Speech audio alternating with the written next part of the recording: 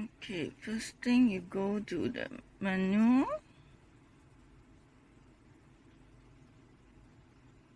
And then you go setting. After setting, then you go for navigation.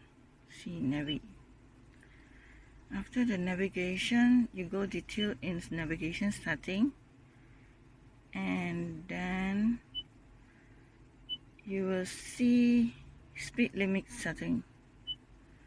Then all this 5 kilometer per hour. So you off it,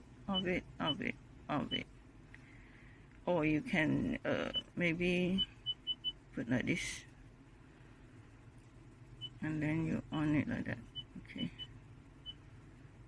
put off,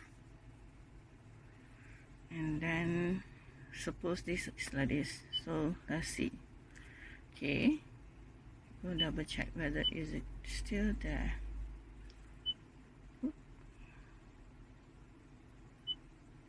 Speed limit setting. Okay, it's all here off. Then